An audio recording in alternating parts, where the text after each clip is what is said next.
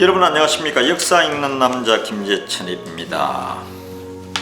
오늘 그 박목월 선생의 우리 유경수 여사 제가 낭독해 드리고 있는데, 오늘 얘기 중에 하나는 이 유경수 여사가 그 이거저거 이제 그 편지들이 많이 오잖아요. 민원 편지들도 오고 그러면서 거의 5만 통에 가까운 편지를 받았던 것 같아요.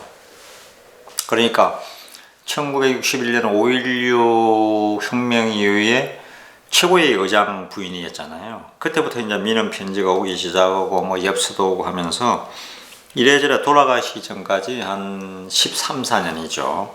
1974년 8월 15일에 돌아가시기 전까지 한 5만 통 정도의 편지가 왔다 갔다 한 것 같습니다. 그래서 5만 통의 대화 이렇게 해서 하나 제목이 붙어 있습니다. 이게 이제 사연 중심이 많은데, 요 중에서도 제가 이걸 읽고서 참 가슴이 아픈, 이럴 수도 있구나 하는 게 지금 이제 읽어드릴게요. 예. 궁금하시죠? 바로 읽어드리겠습니다. 인정무한. 인정은 끝이 없다는 거죠. 이것은 1968년 4월 20일 신화일보 사회면 기사의 한 제목이었다. 그 기사의 전문은 다음과 같다. 온갖 고뇌와 오랜 절망 속에서 몸부림치던 한 인간이 새 봄과 더불어 소생했다. 불의의 사고로 반신불수가 된 채 3년 동안을 어린 것들의 구걸로 연명해오던 이승환 씨. 당시 39살이었고요. 주소는 서울 성동구 금북동 산 28번지. 이 이승환 씨가 유경수 여사의 도움으로 아담한 가게를 꾸며놓고 내일의 설계에 희망이 부풀었다. 사연은 석 달 전으로 거슬러 올라가게 된다. 혹한이 몰아치는 1월 중순 영부인실로 한 통의 민원 서신이 접수되었다. 발신인은 불구의 청년. 1,000원만 있으면 우리 식구가 먹고 살 수 있습니다. 1,000원만 도와주십시오. 이것이 그 내용이었다. 여사는 사연이 특이해서 비서를 시켜 실태를 알아보도록 했다. 비서가 주소를 적은 쪽지를 들고 그 청년을 찾아 나섰다. 성동구 금호동 산기슭으로 고압선이 지나가고 있었다. 그 철주 및 움막에 청년은 살고 있었다. 아이를 둘 데리고요. 불구의 청년이 주인을 찾았다. 30대 중반의 청년이 나타났다. 두 다리를 못 쓰는 불구자였다. 그의 사연은 길었다. 그 사연을 신문기사에서 옮겨보면 다음과 같다. 신문기사 신할보 얘기입니다. 이 시의 비극이 시작되기는 지난 62년 11월부터 육군 중위로 제대한 이 씨는 곧 영화계의 투신해 강원도 원주교의 간형교위에서 붉은 계곡이라는 영화를 촬영 중 열차를 만나 뛰어내린 것이 중추신경을 다쳐 불구가 된 것이다. 이때부터 신체의 좌측 부분은 모든 기능을 잃었다. 여러분 아시겠지만은 지금은 안전장치가 잘 되지만 옛날에 이 철길에 간흥교라는 그 원주 지역의 철길에서 배우였습니다. 육군 중위로 제대를 해서 그걸 하다가 기차가 맞닥뜨리게 된 거죠. 옛날에 그런 일이 많았습니다. 이게 뭐 전자 시스템이 있던 것도 아니고, 그러니까 옆으로 뛰어내리는데, 그래서 살긴 살았는데 두 다리를 잃어버린 거죠. 신경도 다 마비됐을 거고. 아군은 겹쳐 여기에 고혈압 증세까지 병발해 전장에서 단련했던 무쇠 같던 몸은 순식간에 야유어갔다. 서울 물리대 2학년에 재학 중 6.25를 만나 학병으로 자원 입대, 군에서 10여 년을 보낸 이 씨가 이렇게 저주스럽게 될 줄은 이 씨 자신도 미처 상상할 수 없었던 것이다. 서울 물리대 2학년을 다니다가 학병으로 자원 입대했고요. 중2로. 대단한 엘리트였죠. 그죠? 본인은 배우를 하고 싶어 했고. 65년 어느 봄날 10여 년간을 동고동락에 오던 부인 김혜숙 여인이 당시 36살인데 양식을 구해 오겠다는 한마디를 남긴 채 불구의 남편을 버리고 영영 자취를 감추었다. 도망갔다는 얘기죠. 몸은 비록 불구이고 생활은 쪼들려도 서로 위로하고 의지하면서 살아가던 이시의 가정에는 실오라기 같은 희망마저 꺼져버린 것 같았다. 이시는 금북동 벼랑길을 타고 올라간 산꼭대기에 운막을 짓고 당시 옥수 국민학교 5학년이었던 창왕군 11살 그리고 옥수 국민학교 3학년인 은미양 두 남매와 더불어 모진 목숨을 이어나갔다. 어린 두 남매는 학교가 끝나는 대로 밥을 구걸해다 아버지를 봉양하고 연탄을 날라주어 얻은 돈으로 학비를 벌어 써왔다. 그래도 우등상을 맡아놓고 받아오는 게 이시에게는 큰 위안이 되었다. 온갖 고뇌와 절망 속에서 죽음만을 생각하고 살아오던 이시도 세봉과 더불어 삶에 도전해야겠다는 의욕이 솟아났다.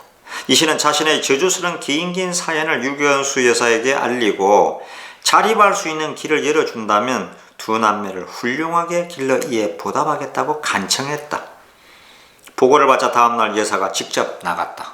유경수 여사는 이 현장주의자입니다. 꼭 가봅니다.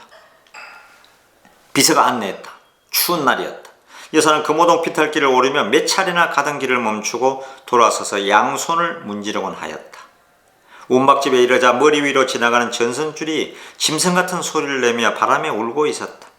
운막 안으로 들어가자 어린 두 남매가 오들오들 떨고 있었다. 여사는 불구 청년을 만났다. 1,000원을 도와달라고 그랬는데 그 돈을 무엇에 쓰려고 해요? 행상이라도 해가며 모진 목숨 이어가려고 합니다. 아기 엄마는요, 달아나 버렸습니다. 아이 가엾기도 해라. 눈만 말똥하게 쳐다보는 남매의 등을 여사는 번갈아 쓰다듬어 주었다. 가져간 옷가지를 입히고 비서를 시켜 양식을 마련해 주었다. 청와대로 돌아온 여사는 비서에게 이르는 것이었다. 그 불구의 몸으로 수레를 끌며 행상을 한다는 것도 어려운 일이고 행상을 한다 하더라도 행인들을 괴롭힐 것 아니에요. 앉아서 할 만한 일을 마련해 줘야겠어요. 비서가 운막으로 가서 청년과 의논하였다. 금호동 버스 종점에 가게를 내도록 하였다. 여사가 가게를 비는 이 전세를 내야 되니까요. 가게를 빌리는 전세 돈을 대주고 약간의 미천을 주었다. 절망하지 말고 굳세게 살라는 당부도 비서를 통해 전해주었다. 절망하지 않겠습니다. 두 남매를 훌륭하게 길러 여사님의 은혜에 보답하고야 말겠습니다. 그 청년이 다짐해 보였다. 불구 청년은 3년 만에 운막을 나와 종점 가게로 이사하였다. 여사가 휠체어를 마련하여 선물로 보내주었다. 4월 20일 어떻게 해서 이 사연이 대한일보와 신화일보에 크게 보도되었다. 청년의 부인 김씨가 그 기사를 읽고 집으로 돌아왔다. 이제 신문 기사를 보고 불구의 몸인데 아이 둘 두고 떠났던 그 여인이 김혜숙 씨가 신문 기사를 읽고 집으로 돌아왔습니다. 참 영화의 한 장면입니다. 영화의 한 장면. 과거에 이런 일이 너무나 많았습니다. 정말 떠난 여인을 원망해서도 안 됩니다. 어머니 떠나자 아이 둘이 국민학교 5학년 3학년에 가서 깡통 들고 구걸을 해서 어머니를, 아버지를 먹여 살렸던 거죠. 그 아버지는 서울물리대에 다니다가 서울대학교 물리대에 다니다가 자원 입대를 해서 6.25 때 중위를 달고 그래서 부상을 입었고 나와서 이제 제대를 해서 아마 이 영화에 이제 중요한 역으로 배역을 맡아서 원주 그 간행교 철교 위에서 이제 그 장면을 찍다가 사고가 났던 거죠. 그죠? 기차가 오니까 뛰어내려 버린 거죠. 예, 과거는 이런 일들이 많았습니다. 여사는 몇 달 후 비서에게 근황을 살펴오도록 지시하였다. 비서가 가게를 찾아갔다. 일용 창거리도 팔고 만화 가게도 차려서 생계는 이제는 걱정이 없었다. 이 보고를 듣게 되자 여사는 다시 일렀다. 자관 유경수 여사는 한 번 도와주면 끝나는 게 아니고 끝까지 챙겨요.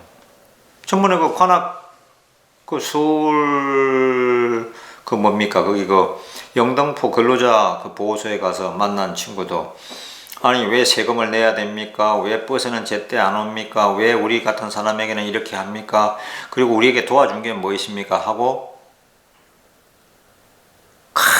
그 사회에 대한 그 한을 다 품었던 그 친구에게 서울시장에게 얘기를 해서 관악구청에 어디 민원실인가 근무를 했는데 그 친구가 그 근무를 해보고 편지를 보내왔지 않습니까? 제가 해보니까 거기 민원에 있던 분들이 그냥 그것도 하도 사람이 같은 말 또 하고 같은 말 또 하고 막 와서 또 따지고 하니까 정말 제가 해보니까 피곤하네요. 제가 그걸 알았습니다. 유경수 여사는 그냥 일을 소개해 준 게 아니라 끝까지 챙겨보고 있는 거죠. 그리고 또 비서를 보내서 구청에 근무 잘하고 있나 하고 꼭 보고 오게 해요. 그러니까 거짓말을 할 수도 없어. 참 대단한 분입니다. 하필 만화가게예요. 마을 아동들에게 이롭지도 못한 만화보다는 잡지를 팔도록 일러주어요. 위의 사례는 순수한 인간적인 동정에서 출발한 것이지만 다음 사례는 또 다른 것이었다. 이게 또 다른 얘기입니다. 1972년 8월 초순이었다. 강원도 정선군 사부급 조모라는 여인의 민원 서신을 접수하였다. 탄광지대입니다. 학교 앞에 조그만 가게를 얻었으나 운영자금이 딸렸다. 여사께서 운영자금만 조금만 보태주면 자립하겠다는 내용이었다. 서신 사연이 간곡하고 성의에 차 있었다. 조금 도와주면 자립할 수 있겠군. 여사가 생각하였다. 그리하여 그녀에게 얼마간의 운영자금을 보내주었다. 1년 후 1973년 9월 2일 그녀에게서 감사 서신이 보내왔다. 보내주신 귀한 돈으로 현재 장사를 계속하고 있습니다. 월요일부터 토요일까지 새벽 4시 정도에 일어나며 하루 종일 학생 손님과 씨름을 하다 저녁 8시경에 방에 돌아오며 어머님, 학생을 계약하던 날부터 오늘까지 사고 판 금액을 적어 보았으며 그러하오니 어머님 그리 아시고 안녕히 계십시오. 이런 사연에 곁들여 운영 계산서가 동봉되어 있었다.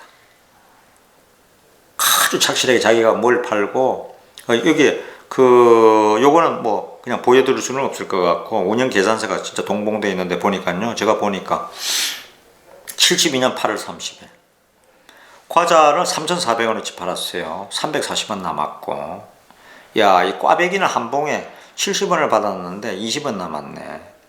뽀빠이는 한 통에 750원 팔았는데 250원 남았고 고구마는 4관을 팔았는데 720원을 받아서 200원이 남았고요.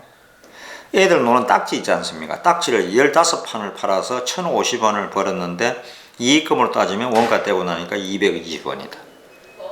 재밌죠? 이분이 이걸 동봉을 해서 보냈습니다. 도와주신 유경수 여사. 그리고 어머님, 어머님처럼 생각한 것 같아요. 이런 식의 장부 계산서가 끝없이 적혀 있었다. 여사는 이 서신을 비서들에게도 보여주며 보관해 두도록 지시하였다. 그 사업이 크든 작든 자립의 노력과 성의가 보이는 이런 서신에 대해서는 실로 소중하게 여기고 오래 간직해 두도록 하였던 것이다. 이와 같은 경우는 자립의 성의나 그 가능성을 위하여 여사가 도와준 사례의 하나이다. 정말 대단합니다. 자, 이런 것도 있습니다. 요 다음 편은 제가 읽어보니까 정말 재미있어요. 이 남자들, 바람 피는 남자들 이거 들으면 이거 더 조심해야 될 것 같아요. 이게 바람 피는 남자, 그거를 부인이 교사예요. 선생. 국민학교 여교사예요. 그걸 떨어져 사니까 이 문제가 발생하니까 그런 데 대한 얘기인데 한번 들어보시면 참 기가 막힙니다. 여사의 민원 서신 처리는 물질적인 협조에 머물지 않았다. 지극히 개인적인 문제나 고민, 가정 불화 등등을 호소하는 자에게도 여사는 그들의 호소에 귀를 기울이고 협조해 주려고 애를 썼다. 71년 9월 21일에는 이런 서신을 받았다. 망설이다 편을 듭니다. 저는 경남의 한 기퉁이 남산국민학교에 근무하는 국민학교 여교사이옵니다. 사모님, 저는 4아이를 가진 주부로서 아주 바쁜 생활이 남아 그런대로 교육에도 적극적이고 열성이 있다고 자모님들에게 인정받고 있습니다. 자모님들이란 건 예전에는 학생들의 어머니를 이제 높여서 얘기하는 거죠.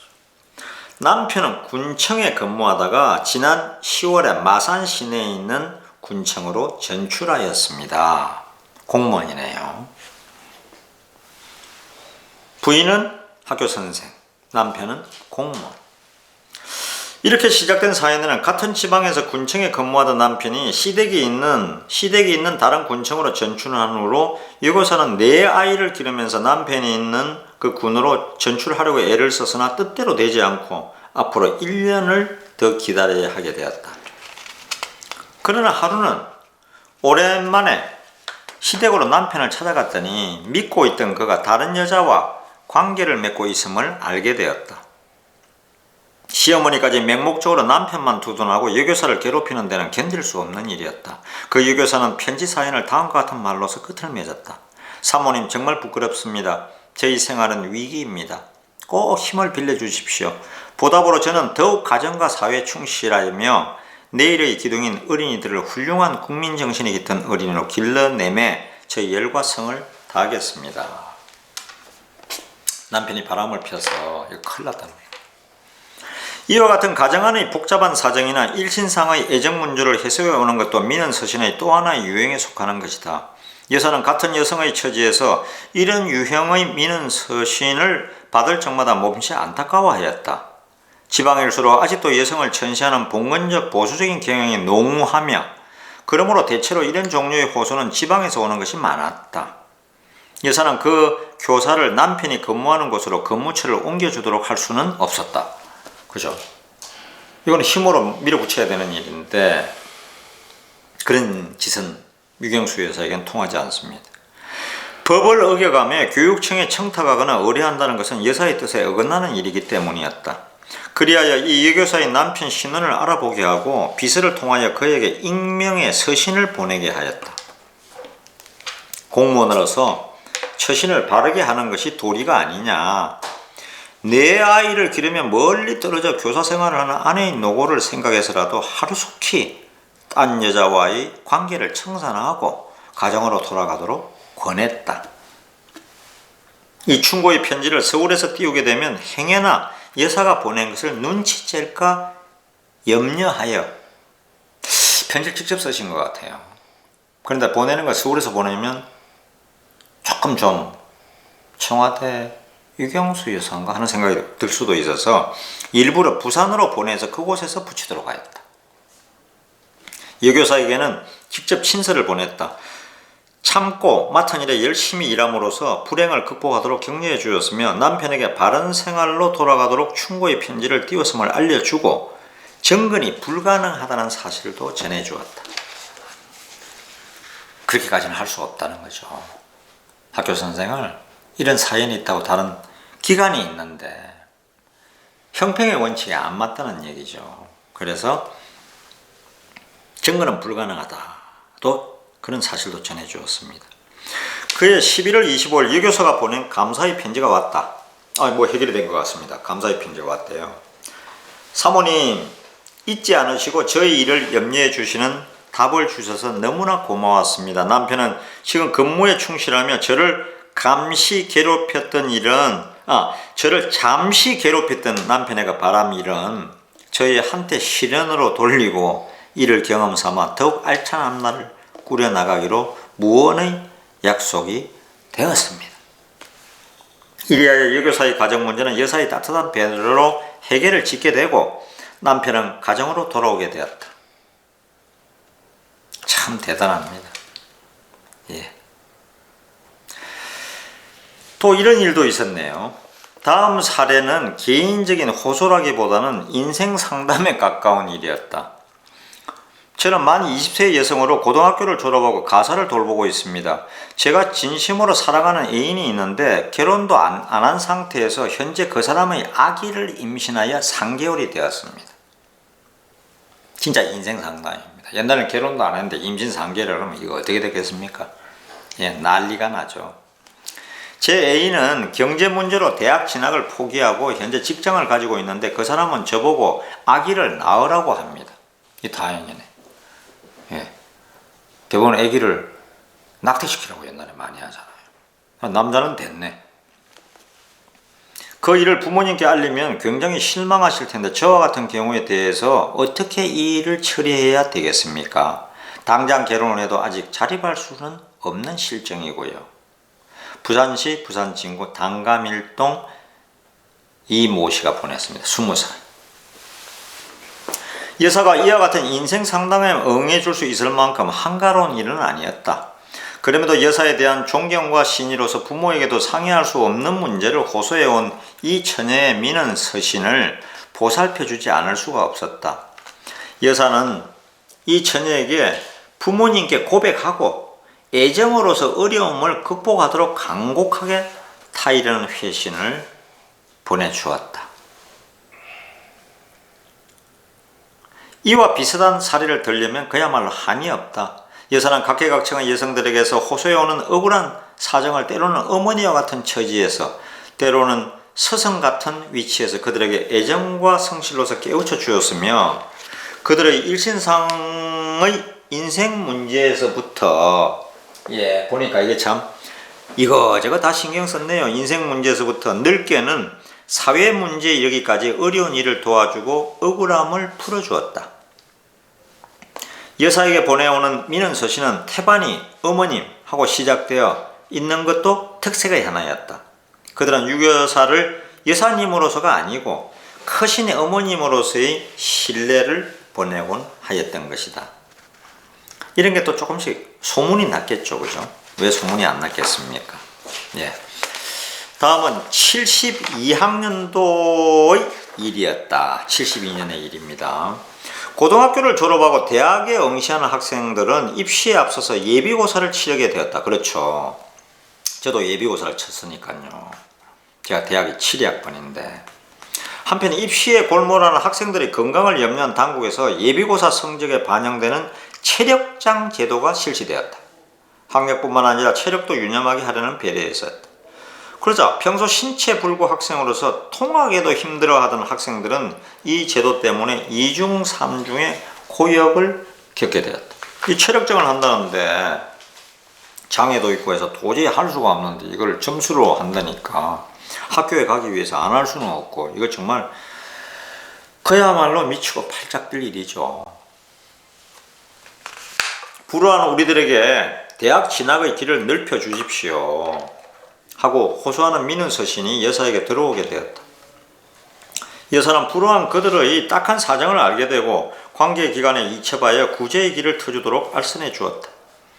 그리하여 72년 9월 드디어 문교부는 73학년도부터 신체장애 학생들에게도 입시에서 저 자신이 획득한 학력 점수에 비례하여 체력 점수를 배당하도록 하였다. 이거 잘했네. 장애가 있으니까 시험을 90점 받았으면 그 90점에 비례한 걸로 체력장 점수를 주라는 거죠. 사실 체력장을 일반 학생들하고 똑같이 볼 수가 없으니까요. 장애인들은. 이게 정말 잘한 겁니다. 신체 학생 장애들이더라도 학과 시험만 잘 치르면 건강한 학생들과 대학 입시에서 경쟁을 할 수 있게 된 거죠. 신체 장애 학생들에 대한 이와 같은 배려는 여사의 민원 처리 중 하나의 사례에 불과한 것이며 이와 유사한 민원 서신은 모두 관계기관에 이첩하여 반영토록 하였다. 이렇게 보면은 전태일 열사 같은 경우에는 제가 너무 안타까운 거예요. 박정희 대통령한테 안 쓰고 유경수 여사한테 이 편지가 갔다면은 여사가 이걸 어떻게 처리했겠습니까? 제가 다음에 뮤지컬로 이 장면을 묘사하면 이렇게 생각이 들어요. 한쪽에 박정희 대통령에게 이제 이 민원 서류가 가서 비서실에서 폐기했잖아요. 그래가지고 전태일이 몸에 불을 사르고 죽었죠. 그런데 그 장면을 하나 그걸 만들어서 보게 하고 무대 다음 장면에서 그러니까 좌측에서 그런 장면을 만들고 우측에 그 음성이 들리는 거예요. 재밌게. 만일에 이 편지가 유경수 여사에게 갔더라면 유경수 여사가 이 얘기를 듣고 너무나 안타까워했다는 얘기가 있거든요. 그 사건을 보고 온 신문에 데스트필 했으니까요. 그래서 유경수 여사한테 갔으면 현장에 가서 전태일 열사의 얘기를 듣고 13살, 14살, 15살 그 소녀 시다들의 재봉사들의 얘기를, 재봉들의 얘기도 듣고 노동청 관계자를 부르고 한 달에 한 번도 휴가가 없는 걸 일주일에 한 번은 있게 하고 쉬게 하고, 그리고 그 저임금도 제가 택시 기사분에게 이런 얘기를 들었어요. 본인은 청계천에서 자크 만드는 회사에 취직을 해서 저 경상남도 함양에서 올라와서 일당을 받고 일을 했는데 월급을 받고, 그 당시에는 그것도 너무나 좋은 직장이 돼서 백 없으면 안 됐답니다. 그래서 친척분이 하는 그 소개를 해서 거기에 다녔다는 거죠. 근데 자기뿐만 아니라 이제 그 일행도 너무 어릴 때 올라왔으니까 한 번은 그 야근을 일해 하는 거예요. 하루 15시간 일을 하는데 또 뭐 수출 거기에 있든지 뭐 주문이 오면 3시간을 더 야간에 더 하는 거죠. 대신에 미리 업주가 고기하고 고기를 사주는 거예요. 예, 고기를 사주고 많이 먹으라고. 그리고서 이제 국수도 먹으라 그러고 먹고 싶은 거 다 먹으라 그러고 3시간을 더 일을 시키는 거예요. 돈은 더 없어요. 옛날엔 그러잖아요. 돈을 주지는 않으니까. 아주 지능적으로 착취한 거죠. 예. 근데 본인은 고마웠다는 거예요. 먹지 못하는 고기를 사주니까. 이렇게 저렇게 착취당했던 거죠. 그래서 그런 장면을 한번 만들어 보고 싶다, 이런 생각이 듭니다. 위에서 여사에게 민원 서류를 보내온 사람들이 각계각층의 여성이나 하였으나 그것은 부녀자들이 많은 비율을 차지하고 있음을 지적하였을 뿐이다. 성별이나 연령이나 사회적인 지위나 계층을 초월하여 어린이들로부터 노인에 이르기까지 그야말로 각계각층의 국민들이 민원 서신을 보내왔다. 참, 이게 5만 통에 가까이 되죠. 민원 서신을 대통령 영부인 부속실에서는 그때 이런 얘기도 있었지 않습니까? 그 비서들이 너무 힘드실 거라고 이걸 추려서 요거 옮기겠다 그러니까 아닙니다. 그건 제가 제주 거 다 봐야 돼요. 내가 읽어봐야 된다니까요. 해가지고 그거를 다 본인이 읽거나, 예, 거기에 대한 답변을 해줄 거는 또 답변하고 안 할 거는 안 하고 하면서 자를 건 자르고, 예, 그렇게 준비를 하더라고요. 참 대단한 유경수였다, 이런 생각이 듭니다. 예, 오늘은 여기까지. 예, 여러분 박모월 선생의 유경수 여사 여기까지 들려드리고, 다음에는 또 그 74년, 이 74년이 이제 운명의 74년, 여러분 기억나시죠? 74년 8월 15일 그 얘기를 해보도록 하겠습니다. 74년의 얘기가 또 이제 진행이 되도록 하겠습니다. 고맙고 감사합니다.